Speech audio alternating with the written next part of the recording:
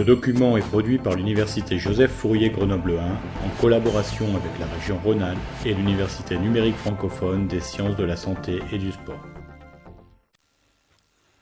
Bonjour, nous allons maintenant étudier le chapitre numéro 9 portant sur la circulation dans le système à basse pression.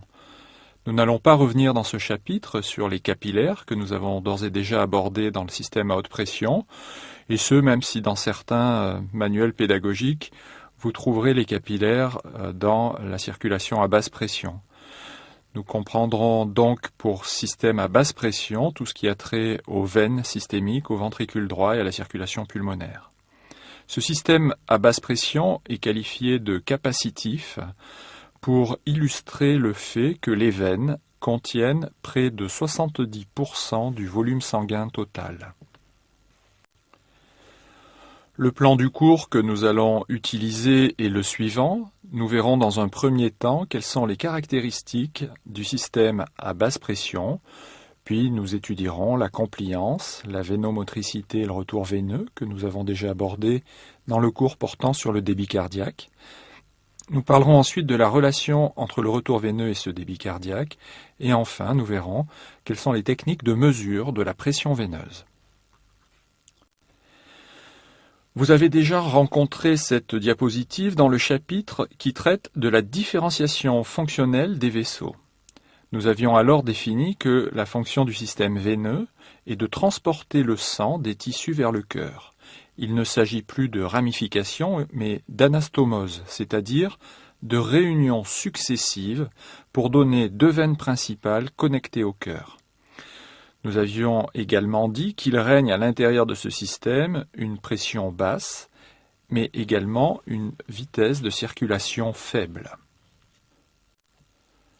Nous retrouvons là encore un schéma déjà vu par ailleurs, mais nous n'allons nous intéresser maintenant qu'à la partie droite de ce schéma. Contrairement à ce qu'il laisse penser et contrairement au système artériel, le retour veineux se fait principalement par deux vaisseaux, même si ici sur ce schéma on a l'impression qu'il n'y a qu'une grosse veine. En fait, nous allons retrouver les veines caves inférieures qui ramènent le sang provenant des organes situés au-dessous du cœur et la veine cave supérieure qui ramènera le sang des organes situés au-dessus du cœur. Vous vous rappellerez de vos cours d'anatomie que le sang veineux coronaire revient pour sa part dans l'oreillette droite par le sinus coronaire. Dans ce système, la résistance à l'écoulement du sang est constante et elle est pratiquement nulle. La pression moyenne dans ce système est également constante et pratiquement nulle. Enfin, en passant des vénules aux grandes veines, la vitesse moyenne du sang augmente. Cela vient du fait que la surface transversale totale des vaisseaux diminue. Notez cependant que le schéma laisse là aussi supposer que la vitesse dans les veines caves est la même que celle que l'on peut mesurer dans l'aorte, ce que vous voyez en transparence sous le cache. En réalité, elle ne sera que d'un quart environ de la vitesse mesurée dans l'aorte, soit en moyenne de 10 cm par seconde. Nous allons maintenant donc parler de compliance, un terme que nous avons déjà utilisé à propos de la capacité qu'a le muscle cardiaque à se déformer.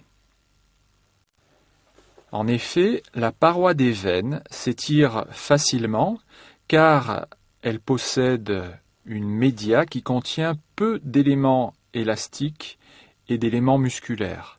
Nous parlerons pour les veines de forte compliance. Notez que j'ai dit peu d'éléments élastiques et musculaires et non pas d'éléments élastiques et musculaires. Nous reviendrons sur ces notions plus tard. Si la compliance est fixe, alors tout changement du volume contenu dans les veines entraînera un changement de pression veineuse. Et inversement, tout changement de pression veineuse entraînera un changement de volume contenu dans les veines. Et ceci ne sera vrai évidemment que si l'on admet que la compliance pendant un temps donné est fixe. Le passage de la position allongée à la position debout entraîne une augmentation du volume de sang contenu dans les veines des membres inférieurs. Nous parlerons de pooling veineux pour cette augmentation de volume et pour utiliser un terme anglo-saxon. L'augmentation de volume se traduira en une augmentation de la pression veineuse. Ainsi, la pression dans les veines des pieds d'une personne en position debout peut atteindre jusqu'à 90 mm de mercure. Ceci est lié à l'effet de la pression hydrostatique sur la pression veineuse. La pression hydrostatique étant la pression due au poids du sang à l'intérieur des vaisseaux. Elle est importante en position debout à cause de la distance entre les pieds et le cœur et à cause aussi de la grande compliance de la paroi des veines. L'élévation de pression se répercute au niveau capillaire, favorisant une sortie de liquide dans l'espace interstitiel et donc un éventuel œdème des membres inférieurs. Pour éviter cet œdème, que pouvons-nous faire ? Dans un premier temps, rien, car ce que nous avons dit là n'est vrai que pour une compliance fixe. Or, la compliance du système veineux n'est pas fixe. Il existe en effet une certaine vénomotricité, due à la présence de fibres musculaires lisses dans la paroi des veines. Grâce à cette vénomotricité, la compliance veineuse pourra varier et donc pourra ajuster le volume de sang contenu dans les veines. Une autre possibilité est de marcher. Voici un exemple de mesure de pression veineuse chez un individu qui commence par rester immobile. La pression veineuse, comme sur l'exemple précédent, est proche de 90 mm de mercure. On demande alors à la personne de marcher. Dès le premier pas, la pression baisse pour se stabiliser aux alentours de 30 mm de mercure. Si la personne arrête de marcher, en 20 secondes environ, la pression veineuse revient à la valeur proche de 90 mm de mercure. Donc, si vous êtes debout, le mieux c'est encore de marcher. Si vous restez debout sans marcher au-delà d'un certain temps, la pression veineuse augmente, le volume aussi, et vous développez un œdème. Vous pouvez aussi vous plonger dans une piscine. La pression exercée par l'eau va modifier la répartition de la masse sanguine, telle que représentée ici par la forme rouge au milieu de l'individu représenté à gauche de ce schéma. Cela dépendra aussi de la température de l'eau. Si l'eau est trop chaude, une vasodilatation cutanée viendra compliquer le phénomène. Mais là, nous commençons à aborder des notions de physiologie intégrative que je réserve pour le dernier chapitre de ce cours. Le mieux sera donc de vous immerger dans de l'eau froide. C'est ce que les athlètes aujourd'hui utilisent, que l'on appelle la cryothérapie d'immersion, qui est un moyen qui est utilisé pour favoriser la récupération, car ça a des vertus au niveau du muscle squelettique qui a été sollicité, mais ça aura également comme action de favoriser le retour veineux. Une question est de savoir s'il est possible de rester debout sans marcher au-delà de 20 minutes. La réponse est oui, mais à condition de contracter régulièrement les muscles des mollets. Les gardes anglais mettent à profit ce conseil pour éviter de faire des œdèmes des membres inférieurs. Ils contractent régulièrement leurs mollets de façon à solliciter la pompe musculaire. Les valvules veineuses empêchent ainsi un écoulement rétrograde et le sang va remonter vers le cœur. Sans cela, il pourrait se produire une perte de connaissance par diminution du retour veineux et donc du débit cardiaque. Lorsque ces valvules veineuses sont défectueuses, des varices vont apparaître. Les porteurs de ce type d'affection pourront être soulagés par le port de bas qualifié de bas antivarices. Outre l'aspect esthétique indéniable, l'avantage de ce type de bas est que vous pouvez aussi les garder lorsque vous vous asseyez. Nous allons parler maintenant de vénomotricité. Nous avons vu que cette vénomotricité est due à la présence de fibres musculaires lisses et qu'elle permettra de faire varier la compliance veineuse et d'ajuster le volume de sang contenu dans les veines. La vénomotricité sera sous la dépendance des mêmes médiateurs chimiques que ceux évoqués pour la motricité artérielle. Une contraction des muscles lisses des veines produit une diminution de la compliance. Le volume veineux diminue et la pression veineuse augmente. Une relaxation des muscles lisses des veines produit une augmentation de la compliance, le volume veineux augmente et la pression veineuse diminue. Voyons maintenant tout naturellement le retour veineux, notion qui, comme je vous l'ai rappelé tout à l'heure, nous avons abordée dans le cours portant sur le débit cardiaque. Le retour veineux est en réalité un débit. C'est le débit de sang exprimé en millilitres par minute qui revient depuis les veines systémiques vers l'oreillette droite.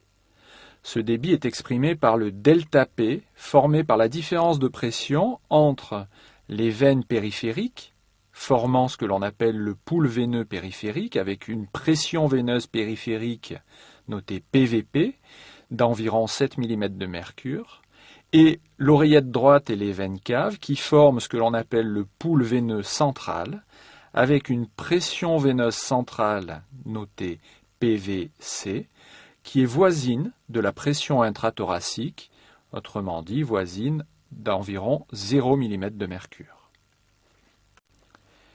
Quels sont les facteurs susceptibles d'affecter le retour veineux via la pression veineuse périphérique? Le premier est le volume sanguin, qu'on appelle également volémie.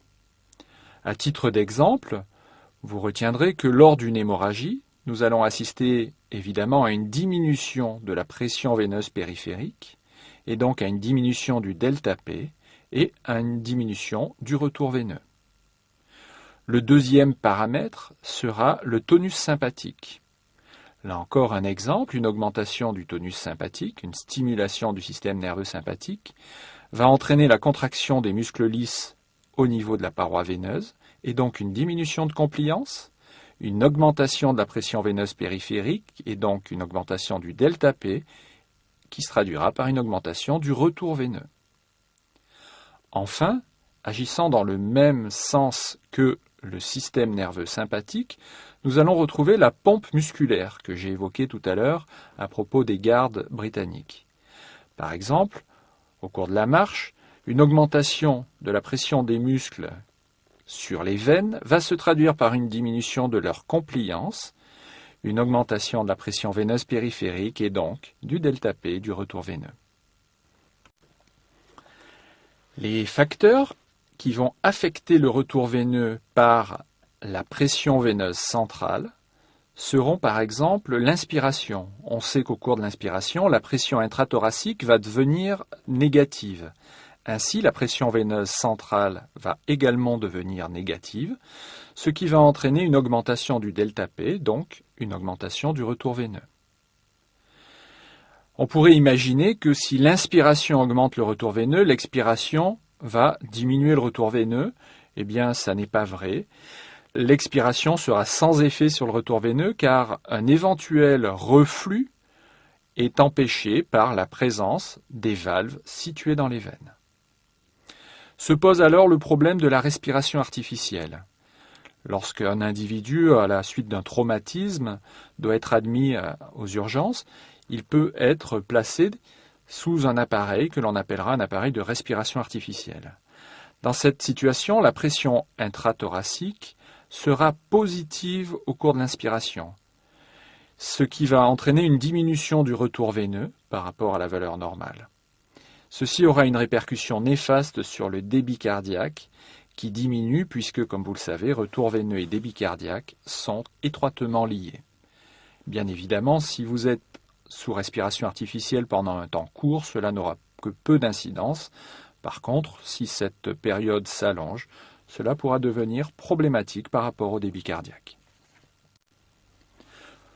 Nous allons maintenant revenir sur la relation entre le retour veineux donc, et le débit cardiaque.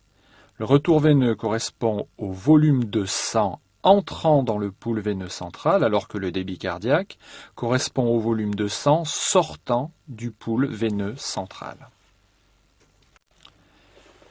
Dans des conditions physiologiques normales, les deux retours veineux et débit cardiaque sont étroitement contrôlés de façon à être égaux. Tout ce qui va rentrer dans le pool veineux central sortira dans la même unité de temps de ce pool veineux central. Au repos, la valeur moyenne de ces débits, retour veineux et débit cardiaque, chez un adulte sont, nous l'avons vu, d'environ 5 litres par minute. Comment est-ce que ces deux débits peuvent être étroitement contrôlés? Eh bien, c'est notamment possible grâce à la loi de Starling, qui veut, vous vous en souvenez, que plus le remplissage cardiaque est important, plus la force de contraction cardiaque et donc le volume de sang éjecté par le cœur seront importants. Ainsi, une augmentation du retour veineux entraîne une augmentation du volume du pool veineux central et donc de la pression veineuse centrale et donc de la pression de remplissage du cœur. Si nous considérons à nouveau le changement de position d'un individu, mais cette fois-ci dans le sens du passage de la position debout à la position couchée, ce que d'aucuns qualifient comme le meilleur moment de la journée, nous allons assister à ce moment-là à une augmentation du retour veineux et donc une augmentation du débit cardiaque. Quand vous vous couchez le soir, votre débit cardiaque augmente. Cette élévation du débit cardiaque sera bien entendu transitoire et d'autres mécanismes vont venir ajuster ce débit aux besoins de votre organisme et parmi ces mécanismes, nous aurons une diminution de la fréquence cardiaque ou de la force de contraction cardiaque puisque votre système nerveux sympathique se mettra lui aussi au repos. Pour terminer ce bref chapitre, nous allons maintenant évoquer les techniques de mesure de la pression veineuse. En effet, nous avions abordé dans le cours portant sur la circulation dans le système à haute pression les techniques de mesure de pression artérielle. Et je vous avais signalé que ces techniques, pour certaines d'entre elles au moins, étaient faciles à mettre en œuvre, qualifiées de non invasives et importantes à connaître pour tous les personnels de santé. Pour la mesure de la pression veineuse, il n'en va pas de même. La mesure dite non sanglante ou non invasive de cette pression a vite été abandonnée au bénéfice de techniques impliquant la mise en place de cathéters poussés jusque dans les veines centrales pour pouvoir mesurer la pression veineuse centrale ou de cathéters simplement introduits dans une veine du coude car la pression veineuse périphérique est bien corrélée à la pression veineuse centrale. L'appareil que je vous montre ici dans la partie de droite est un phlébotonomètre, appareil qui a été inventé à l'hôpital universitaire de Strasbourg vers 1910 et qui est composé, comme le sont les appareils actuels, d'un tube manométrique à hauteur réglable, d'un réservoir contenant un soluté destiné à remplir le tube et rincer la tubulure qui va relier cet appareil au patient, et enfin d'une tige horizontale avec un simple niveau à bulles. Avec ce type de dispositif, on va pouvoir vérifier que la pression veineuse périphérique normale est comprise entre 4 et 8 cm d'eau, alors que dans des conditions pathologiques, comme ce que l'on peut rencontrer chez l'insuffisant cardiaque, elle pourra atteindre des valeurs de 20 à 25 cm d'eau. Je vous indique sur cette diapositive des valeurs exprimées non pas en centimètres d'eau, mais en millimètres de mercure, valeur donc de pression mesurée au pli du coude ou dans les veines centrales. Une estimation relativement précise de la pression veineuse centrale peut être obtenue sans aucun appareil, mais en notant tout simplement la hauteur à laquelle les veines jugulaires sont apparentes chez un sujet couché dont la tête est légèrement plus haute que le cœur. La distance entre l'oreillette droite, ou la distance que l'on peut estimer grossièrement entre l'oreillette droite, et l'endroit où la veine va s'affaisser, correspondra à la pression veineuse. Donc vous voyez ici à gauche, on ne peut pas percevoir à la surface du cou de cet individu sa veine jugulaire. Par contre, à droite, elle est effectivement perceptible. Donc il suffit, en enlevant ou en rajoutant un oreiller et en estimant la position de l'oreillette droite, on peut de cette façon-là avoir une petite idée de cette valeur de pression veineuse. Alors, que faut-il retenir de ce court chapitre ? Eh bien, je vous demanderai de retenir plus particulièrement les caractéristiques du système à basse pression, de comprendre que la compliance et la vénomotricité sont complémentaires, de retenir comment le retour veineux influence le débit cardiaque, et donc de bien comprendre l'intérêt de cette fameuse loi de Frank Starling, et enfin d'avoir une assez bonne idée de la façon de mesurer des pressions veineuses. Je vous remercie de votre attention.